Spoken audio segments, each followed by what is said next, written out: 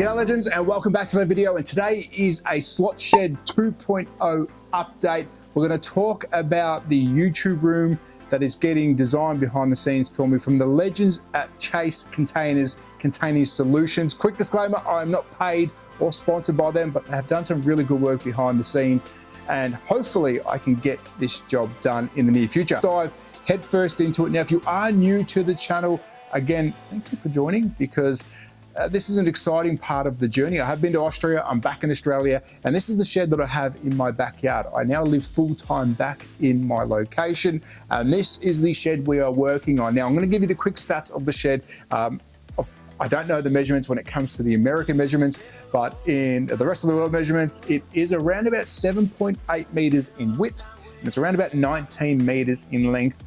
The only real downfall of this is the height. It's 4.3 to 4.6 at its highest peak, but it does taper down quite quickly. And so I think to gutter line, it's about 3.3 meters, which isn't enough for headspace, which will then come into contention at the end of the video, which I'd explain why that is a big issue. And also at the end of my shed, there is a space that we might use, which might be the saving grace. So here is this shed. As you can see, it's your standard style shed for a backyard. It's quite big. If you have been watching the channel, you know this shed has been here in the house since I purchased it and since I started the channel. So we're going to look at the back of the shed in a tick, but I do want to show you the inside. I have video and footage, and I do also have some pictures and designs done by the legends at Chase Container Solutions. They are awesome. And again, I'm not sponsored or paid by them, but I hope we can get this job done together. So this is the internal of the shed. It is messy. Please do not look at the mess.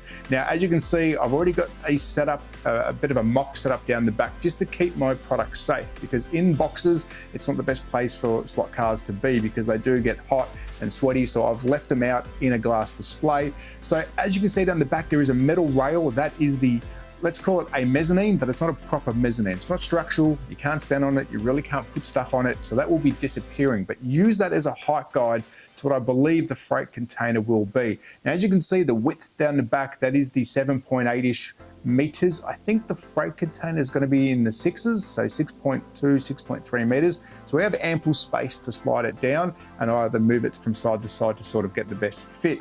We'll look at the shed, the freight container in a tick. So our goal is to get a container delivered, slide it in long ways, and then push it down on dollies to the back, which the team assure me I think we can get that done. So that is where I want it to go.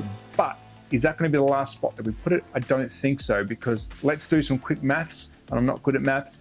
About 2.4 meters will come off around about the 19 meters in length. So we are around about the 17, 16 meters left over. And if we zoom right in, these beautiful boxes here are full of Scale Auto Pro track, a 6-laner by the legends at Show Us Your Slots. It was donated to the channel to use whilst the channel is going as a club track. And the reason we haven't built it yet, because anything permanent we put up will have to come down if the container goes in, and we have to get this room done right first. So let's have a look at some more photos. As you can see, this is a clearer picture of the back end of the shed, and you can almost see that mezzanine, that metal frame that's half height, that kind of represents a freight container now.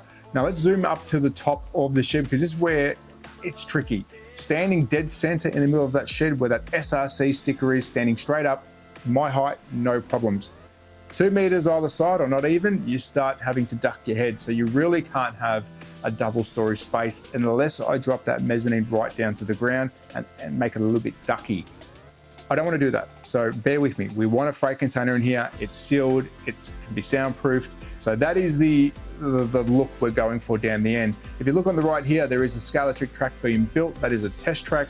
And I've got also a massive Carrera track to build. So we have to fit 3 tracks in, plus a HO, but I can't do them yet, because if I do them permanently, we have to move them out for the freight container and then build them again. That'll be temporary. But now let's have a look at some more photos of the shed, and we'll then talk about the container. At the back of the shed, this is an option that I'll be applying for. Unfortunately, I can't build nothing that's structural permanently up to the fence, because that's not allowed. But what I could probably do is slide the container out the back of the shed and have it on some supports that it can be removed if needed. It will be structurally sound, but if I have to remove it and move it in for whatever reason, we can just slide it back in. So my goal is to push that freight container all the way out the back and hopefully it sort of leaves maybe half a meter inside the shed, so I'm not losing that 2.4 meters, and this space here is dead to me anyways. Let me know what your thoughts is that is. So imagine it's high, it's going to slide out, it's about, I don't know how tall they are, 2.4 meters, but it's going to have some support structures, so if I do need to move it back in, no problem at all. That's the space we want to use. So, and that's a surprise for Chase Chase Container Solutions, because I didn't speak about this before, so I'll have to reach out to the team about that one. Let's see if we've got any pictures of the container. So this is a container, and a massive thank you to the legends at Chase, because they did all this. I haven't paid a cent. They are working behind the scenes to try and get a really good container for me, and hopefully we can do a deal when it comes to getting the funds put forward to a shed we need. Now this is the sort of basic look it's going to go for. I do want it to be grey or a base colour. We do want a centre or a side door. Any side access I think might be a little bit tricky. I will work around that depending on the gap beside the shed and the container. When we slide it down, that might play in later on, but if we do push it through to the back fence, well, I will be having the middle door so you can access it through the middle. Moving on to the container, as you can see inside, we are going to have some heating and cooling with some GPO, some power points, and some lighting. But the reason I like this, it's basic. We can put sound, we can paint it, but we're going to have it climate controlled. So when I'm doing the reviews, I can have fixed cameras. I can do whatever I want in there that's sort of permanent. I don't have to keep moving a camera. There's one here, there's one there, there's lighting here. One day it looks good, one day it looks bad. So that's the internal. Keep in mind that's a side access. It shouldn't change on a frontal. This is the rear side. Do we need windows? If we go outside, maybe. Is it essential? No. I don't want much lighting in there whatsoever, because it's going to be for photos. So that's just showing you what kind of outdoor facility I can have, which is a third option. We can have it completely outside, which will probably be the cheapest for me, but we'll talk about that later. Side view of it, and as you can see, it's a basic freight container. Internally, don't worry about the windows or the door, but that's the sort of the space we're working with. I think that's enough. I think we can do a lot of stuff with that. And again, it's soundproof and waterproof. Can change those lightings. We need to be to LEDs to save power, to adjust the lighting, or I can put my own lighting in there and just have the air conditioning and cooling. And there's another view of it looking down. So I think for a YouTube room, it might be pretty good. And here is my best arts and craft drawing of where it will be. And geez, the shed's a mess. It will be clean, I promise. And talking the shed, because I didn't mention this before, we will have to, and bear with me, we will have to plaster the walls with some insulate the whole entire space and the roof. So it's going to be a big job, and proper lighting, because we're going to host events here. If I'm reviewing cars, I want the companies to have the best footage they can from me, and I want people who visit to have the best experience. And of course, it's not a business, it's just my home shed. Now let's talk about some videos that I have done for today, just to show you what it looks like visually. Sometimes videos are better than, I guess, a picture. So we'll have a quick look at the videos that I did post. Hopefully there's no sound, because I probably sound like a door.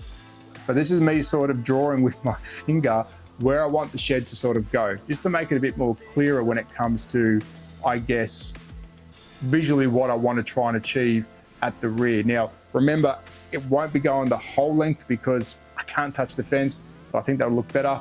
So let's quickly check out some videos just to show you some visual representation of what the shed looks like inside. Pictures do help, but apologies for the bar down the bottom, it will probably pop up and down, but this is the internal of the shed. As you can see, it's quite a big shed for a residential, but by the time you put a lot of tracks in there, you need some marshalling space, and I'll play it one more time while I'm talking.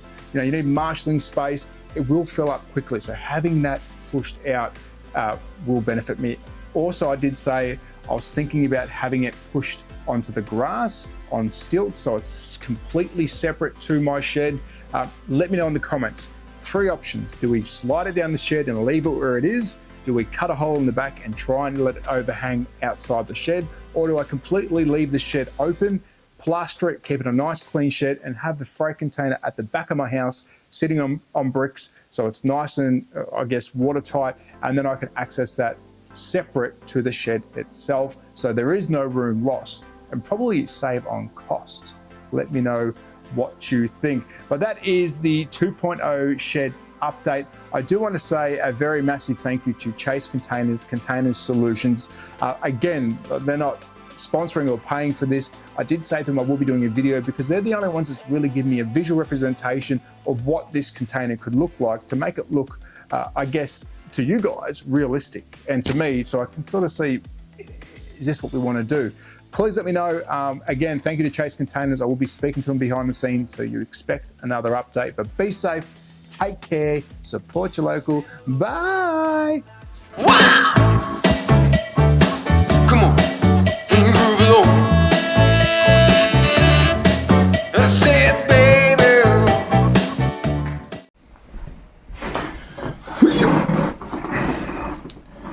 Testing 1, 2, 3. Testing 1, 2, 3. Baby, you and me. Testing 1, 2, 3. Testing, testing, testing, testing. Work it now. Work it now.